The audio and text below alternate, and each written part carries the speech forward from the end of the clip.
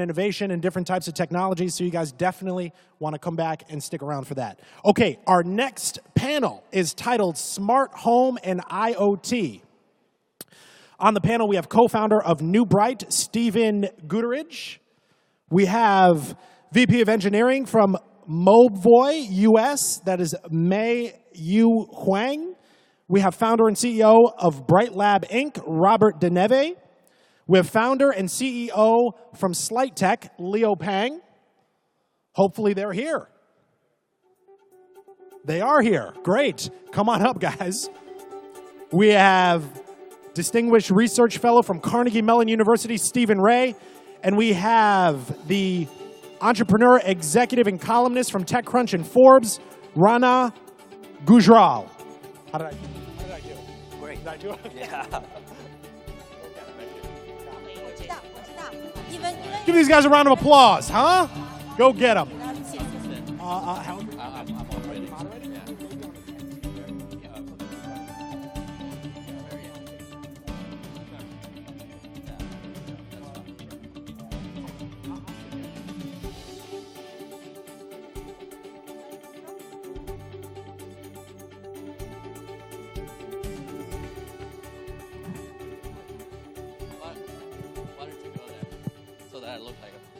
You'll be more comfortable. I get the special chair. All right, good evening, everybody. Sorry, I think it's running late, and we're hopefully going to be doing a fairly interesting panel here on smart home and IoT.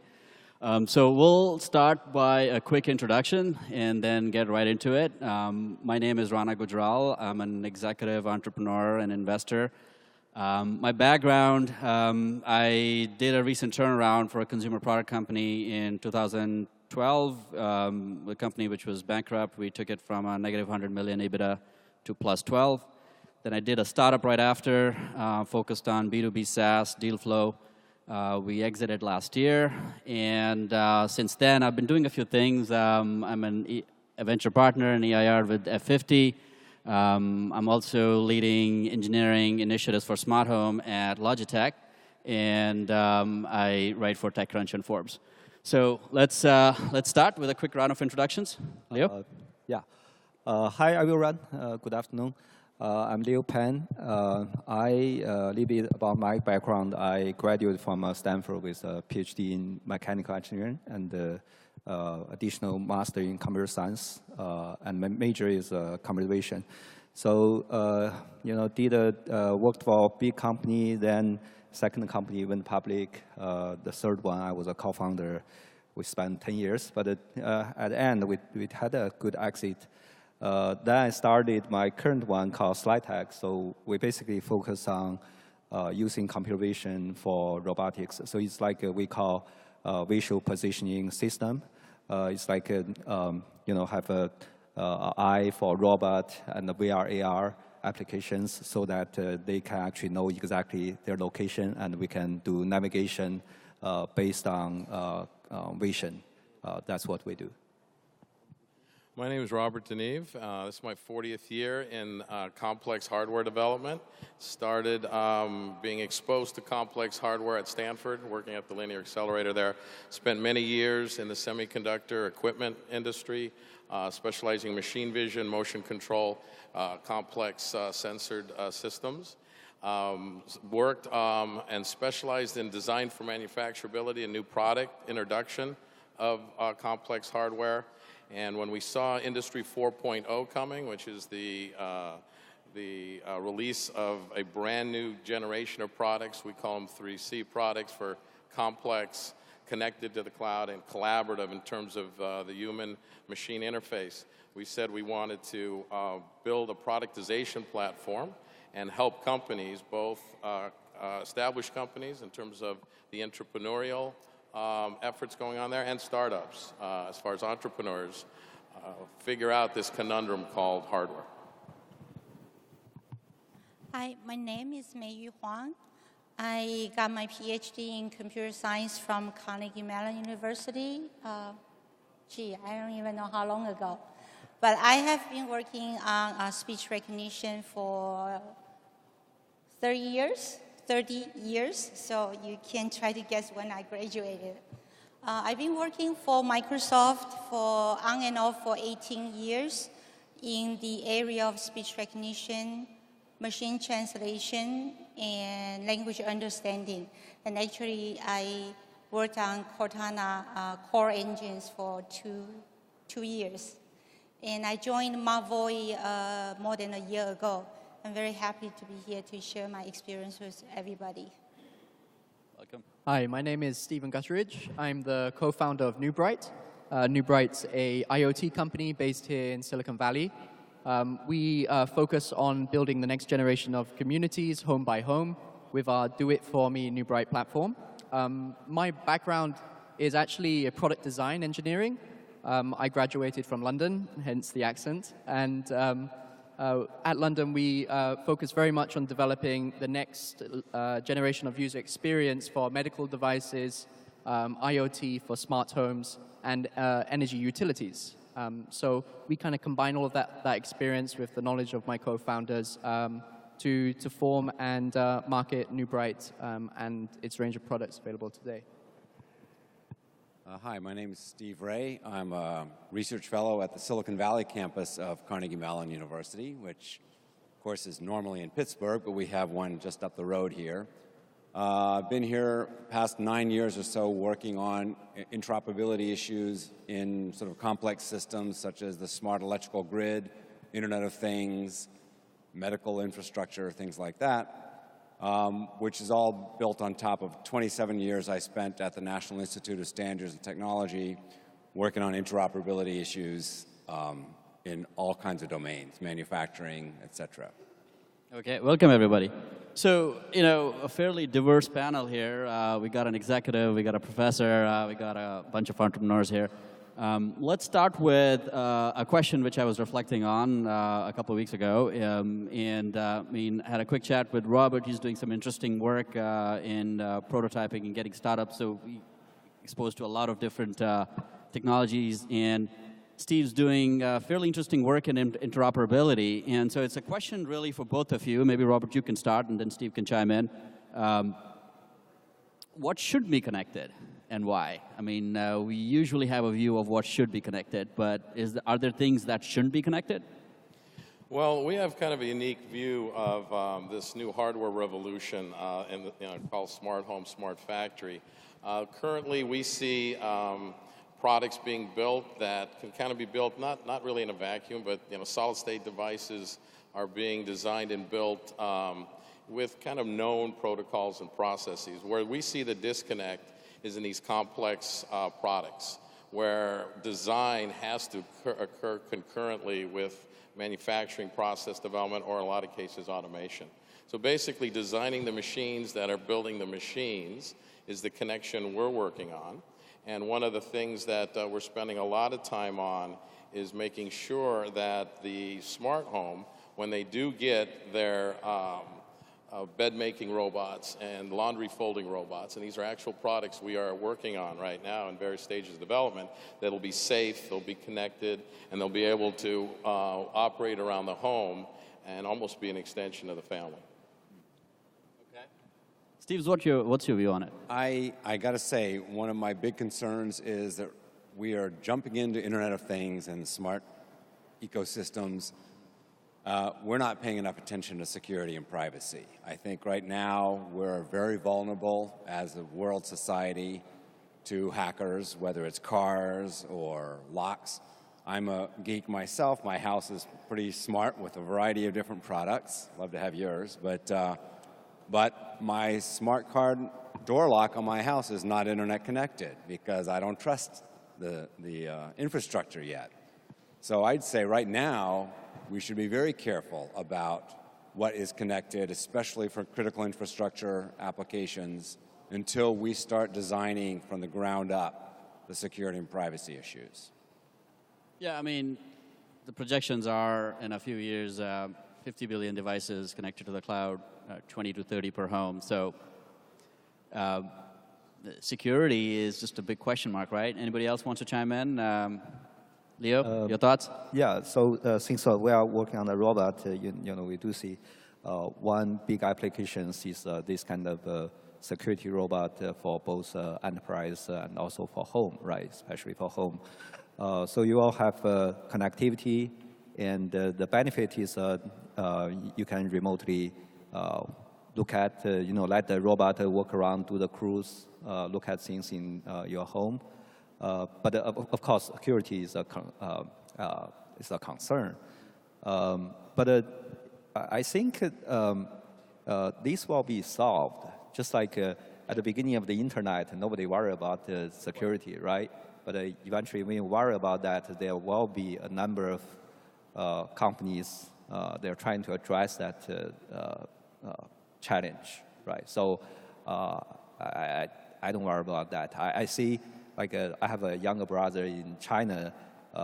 He has this security camera. When he was not at home, he can look at it, and he can even remote control his washing machine to wash clothes. So I don't think there are a lot of people in China, they don't worry about that. But I think when we have to worry about that, there got to be companies working on that. Yeah. I want to ask Mei as well. I mean, I spent 2 weeks in Switzerland, and I was there. I mean, it's very innovative, very forward-looking country, but the mindset in Europe is very different. I mean, they're concerned about privacy, they're concerned about security way more than we Americans are. Maybe we have different standards, maybe we have different mindsets and expectations, but you're working on AI quite a bit, right? I mean, you've worked on AI back in the day with Cortana. Is this really a concern, or we just need to adapt to it and everything's going to be okay? What are your thoughts on it? You mean if the connectivity is a concern? Security. Privacy. Okay. I worked on Chinese Cortana for 2 years in China. And because I had the chance to live in China for 2 years, I have adapted myself to enjoy all the convenience that was brought by internet. And despite that, people think, well, China is a communist country, or this and that. In terms of crime rate, it's actually low. That's my viewpoint. And so for me, I'm more opening to more connectivity to give me more convenience. But do I trust the security completely? No. Okay. I mean,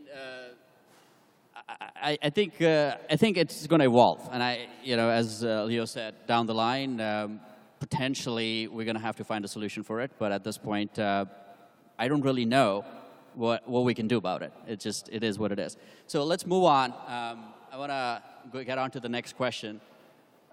So smart home is evolving quite a bit. I mean, it's certainly making quite a bit of progress, but it's nowhere as seamless as we think it could have been, and certainly there's a lot of complexity in our hands with competing protocols, different interfaces.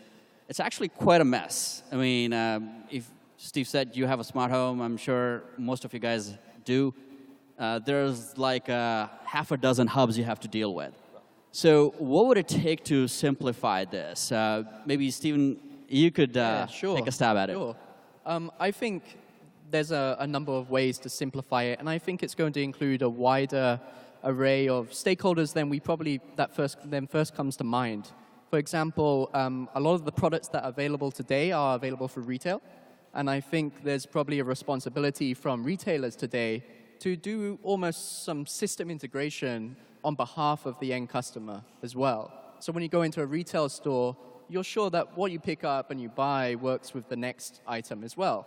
NuBryte, we work in the pro space, so that system integration is done for you by the professional that's coming to your home and installing it. So I think that's a solution in the short term. Obviously, standardization, and I'm sure this is something Steve can speak to, is the mid to long-term strategy, but that's where I see it coming into play, probably in the mid to long term, because ultimately manufacturers like us, we're interested in traction. We're interested in connecting as many homes as we possibly can, with obviously privacy and security in mind.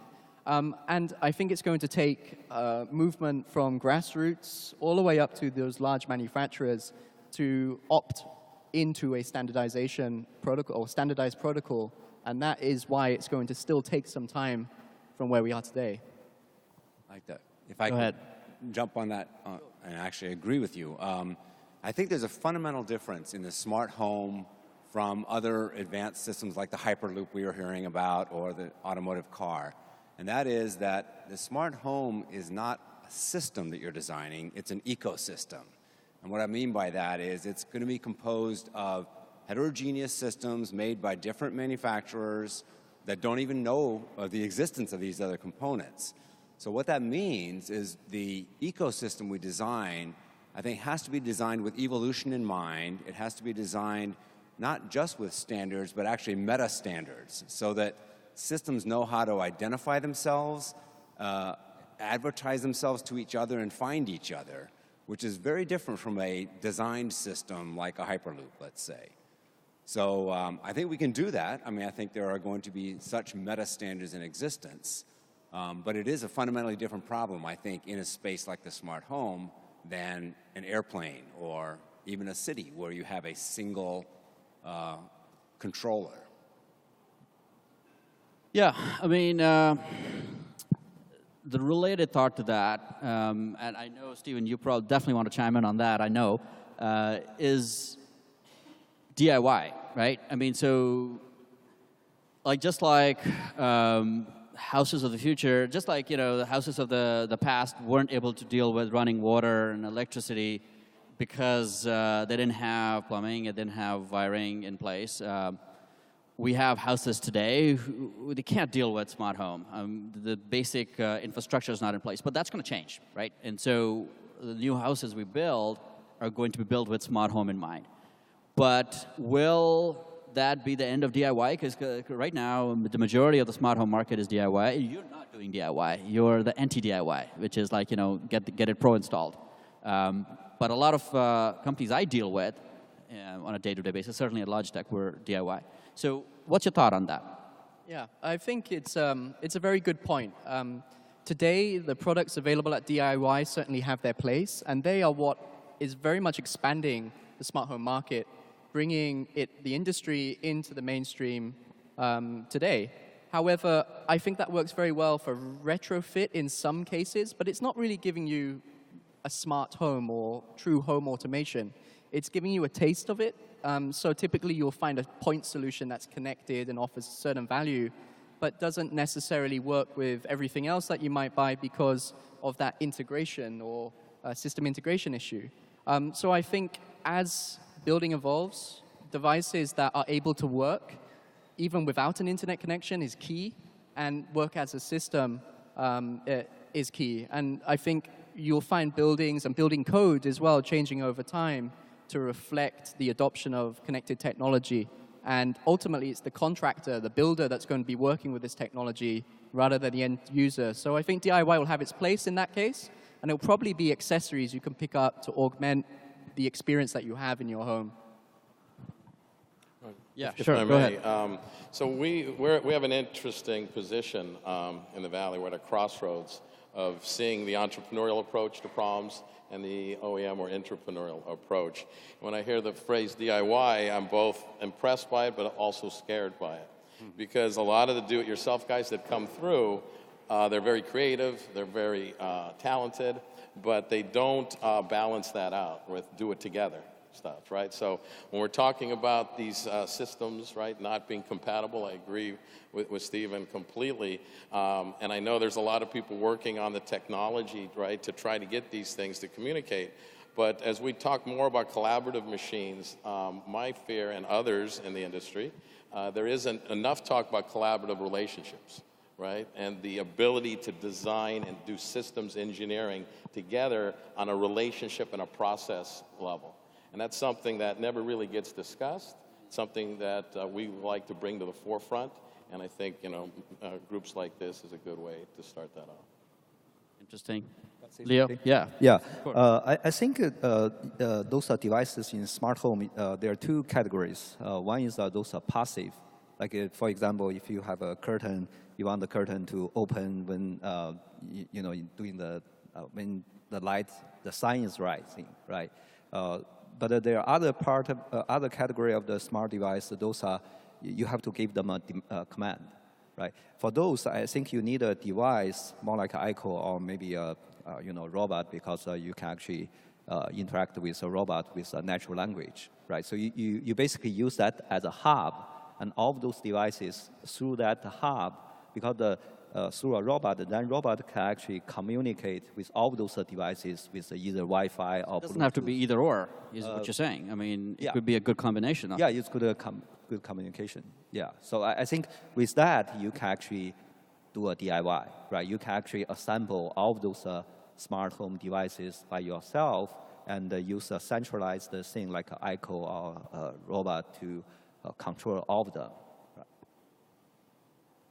Yeah, I mean, on that note, let me ask both you and Mei this question. You're both dabbling in the AI space.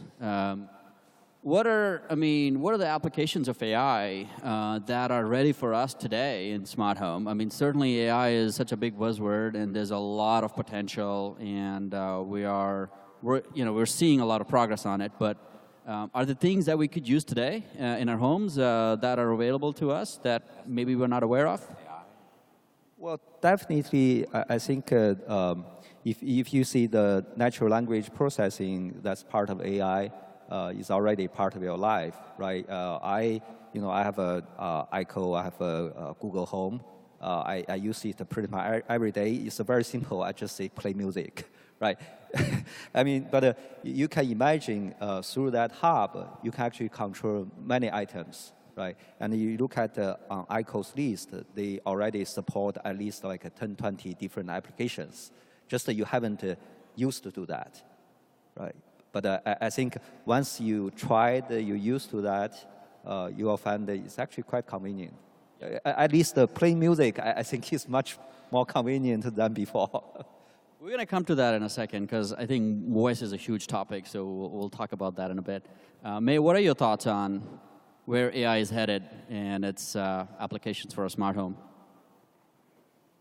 As of today, there are a few features that I would use it if I have these devices at home right now. For example, in winter, when I'm already in bed and it's so cold, I would like to say to my device and just say, turn up the temperature, rather than coming out of my bed and then get cold for even just a few seconds. Is that a really strong need to justify the smart home? I don't think that's a strong need. But as the device becomes smarter and smarter, it can provide more and more convenience. So I'm one of those who is more open to accept convenience. Okay. Do you have any thoughts on that, Stephen? Yeah. So I think AI today, when built within a single point solution, has a certain amount of impact. But I think it's also related to what is the recognized kind of hub in the home. I heard the term hub. And I don't think ultimately a hub should be recognized by the end user. I like the term kind of an interaction hub for the end user, as opposed to one built of multiple wireless protocols that work with one another across the home. And it's key that I think to generate the right amount of data, the right data set itself, the machine learning algorithms that drive the AI, that the hub should itself have a number of functionalities built in, and it should be well positioned to be the AI actor in a space. And so that means it can be at the intersection of interaction between the user and the device, but also be well positioned to perform other tasks around the home too. I don't think that device has quite yet been found in some of the AI assistants we've seen today. Yeah, I agree. It's still early days, right? Let's talk about a really important topic, voice controls, right? So it's certainly taken over, and it's become a huge, compelling part of the smart home story in general. It's everywhere. You can't avoid it. Certainly, we as American consumers have adopted it. Where is this headed? I'd love to get different perspectives on it. I don't know. Maybe Mei can start us off, because you're working on voice. And so is it hype? Is it real? Is it the new touch? Is this the preferred way of interaction for the future? What do you think? So the key question is about where the state of the art is for voice control. Yeah, where is it headed? I mean, voice control is here today. It's not like a future technology, and we're using it on a day-to-day basis. But where do you see that going in the next few years? How do you see that evolving? Actually, I don't think voice control is exactly here yet. The current state of the art, you can do really high accurate speech recognition and understanding when you have crosstalk to the microphone in quiet environment with less accent.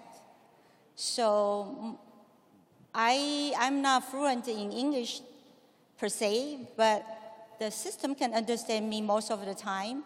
But if going back 30 years ago when I just arrived in the country, I don't think even with today's speech recognition technology will understand my English quite well. So there are still a few difficult areas that researchers are still working on. These including far-field speech recognition, like in home environment, and noisy environment, and also crosstalk, meaning that there are multiple talking to the machine at the same time. The machine has to decide who should I pay attention to. Other issues like speaker verification or speaker identification that would be tied to security. If I have a really high accurate speaker verification system, then security is a less concern for me. But our technology is not there yet. The other main problem I'm seeing and that the researchers are working very hard right now is understanding the semantics. So speech recognition is just the first step to convert wave into text. Then you have to understand the semantics in order to take action. And right now, for example, I think most of the smart devices today, including Cortana, including the product we are doing at Mobvoi today, we solve each scenario, each domain, one by one. We say, well, in GPS domain, we know people want to ask for direction. And how many intents that people usually would have, you define the intent, you define all the entity slots you want to extract. Okay, next time if I want to book airplane ticket, that's another domain. You have to design another schema, collect data, and so on and so forth. So how do we understand and expand to a different scenario faster rather than doing this only one domain by one domain? I agree. I mean, I want to ask Steve Ray this because, you're studying, I mean, this is your area of focus. I mean, you study this day in, day out.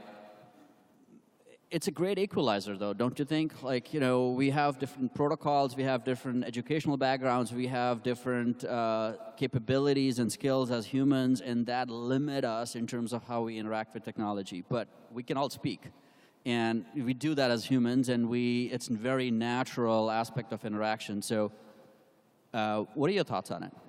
Well, I want to agree with what Mei said. I think, if you break voice control into speech recognition and then cognition. Okay, so speech recognition is just perception. Machine learning is going to do great. I think it'll recognize words, no problem, different accents or whatever. It's context or semantics. That's the other hard problem. That's where kind of classic AI, it's the back end. It's the old Marvin Minsky kind of AI, it's trying to disambiguate context and understand the semantics. I think the future is going to be hybridizing machine learning with logic reasoning systems.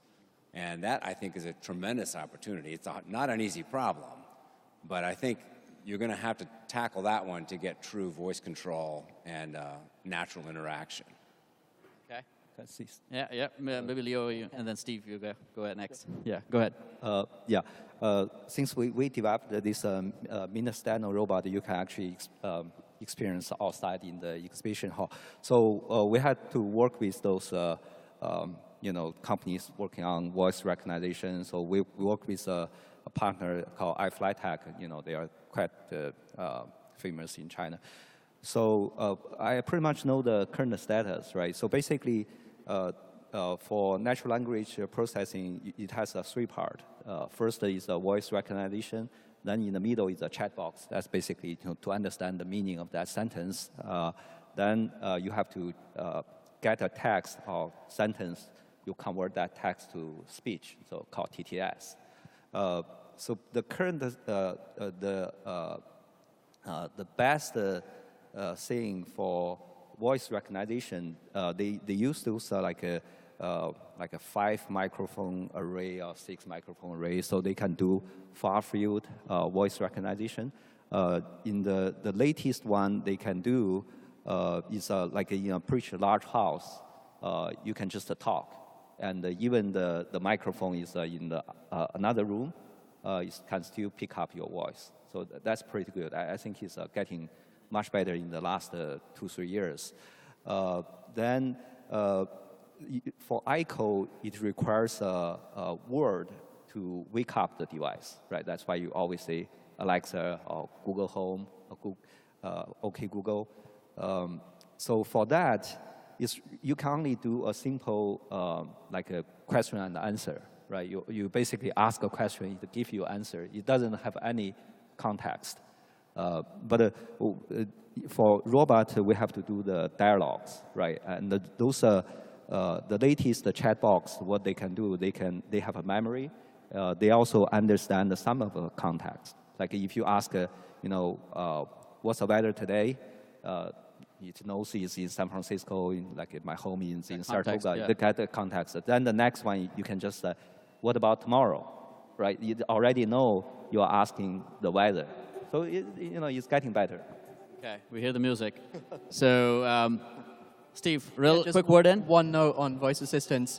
It's such a compelling technology, and I think anyone that's got small children and an Echo or a Google Home at home would probably have seen kids walk into rooms and just expect there to be a voice assistant in the room.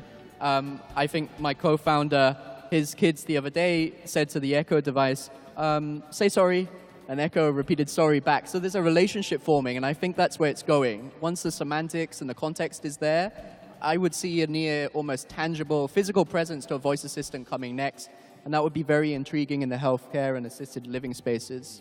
Yep. Got it. We have other questions, but we're out of time. So I would like to thank you, everybody, to be here, and thanks everyone for being here as well. Thank you. Okay.